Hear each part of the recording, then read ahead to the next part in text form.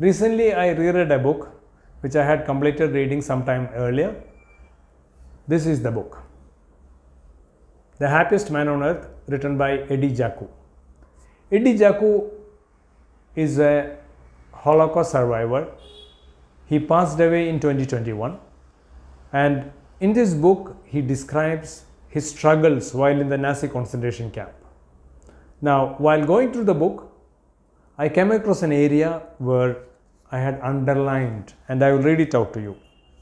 As a very small boy, I had wanted to be a doctor, but that was not where my talents lay.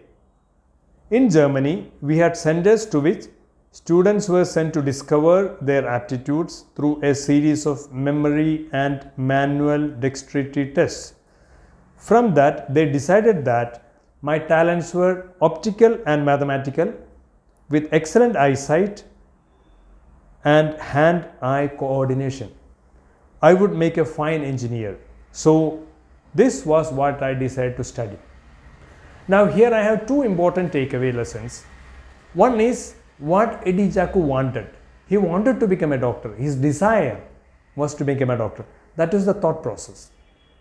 Now the reality is that he had an engineer's capabilities and talents. Especially in 1934, Germany and the whole of the Europe was going through an area of mechanization, and these talents which are told, like manual dexterity, excellent eyesight, hand-eye coordination, and optical and mathematical capabilities, this was very important.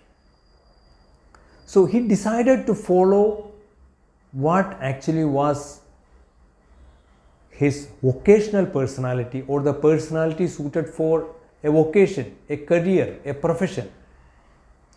The same way we have a personality, like we have introversion and extroversion as the characteristics of the personality. Likewise, for the vocational personality or the job-oriented personality, there are specific traits.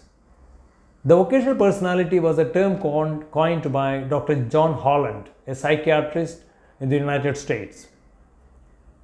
In fact, the United States government has followed his system and has actually classified almost all of the jobs in the United States into 750 categories, nearly 750. Now, what are the components of a vocational personality? It is actually a 6-lettered system called RIASEC, R-I-A-S-E-C. R is for reality or realistic. What are the realistic professions? Almost all engineering professions are realistic.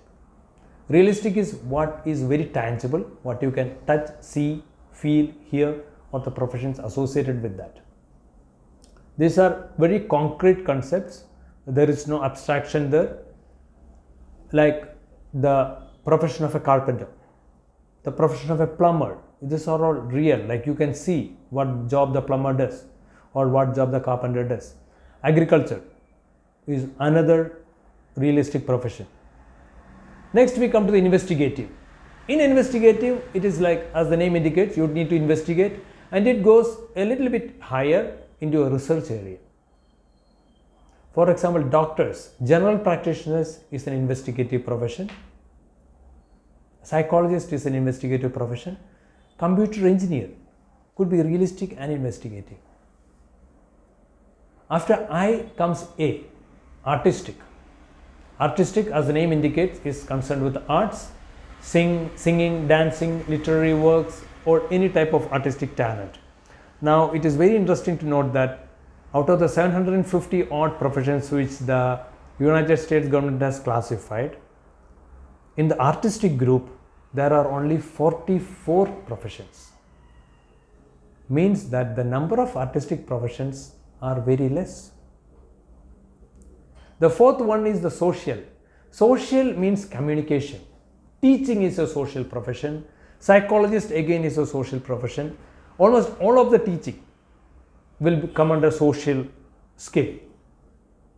The next one is enterprising, entrepreneur or entrepreneur. Business, that is self-explanatory, like they are self-starters, They are willing to take risks, and all the professions associated with that, whether it is a managerial or a supervisory, that comes under the entrepreneurial category. The last one, that is the sixth one, sorry, it is the conventional. What do you mean by the conventional? Conventional is the typical office work, administration and the support jobs, the managerial jobs which comes under administration. The civil service is actually a conventional job. Police forces, it combines reality and the conventional.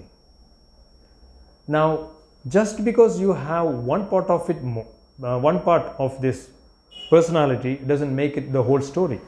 It is a combination. For example, it will be either an R or I. Realistic and investigative makes a good computer engineer. He can actually progress. Now, RI is also for a dental surgeon. Surgery is a realistic profession, but for that he need to become a doctor. So a dental surgeon. So that is an investigative. He need to go further into that subject. Psychologist. It is an investigative and social. Any type of teaching, higher level of teaching, PhD, investigative and social. So it is not one quality which makes up a profession, but a combination. And it is in this combination, the strength of each quality decides your vocational personality, which in turn will point you to the direction in which you should be going, into which you should be deciding which subject to study for your +2, which subject to study for your graduation, and ultimately which profession or career to enter. There are doctors who go into civil service. There are engineers who go into civil service. There are no hard and fast rule. It is like your personality has got different facets. Now, you need to choose which is the facet which is stronger and which is shining brightly. And that is the area where you have to go. And that is the area where you must be going. Because there you get for your efforts the maximum return. The maximum return, when I say, it is not money, it is your self-satisfaction. It is how satisfied you feel in that career which determines how successful you are.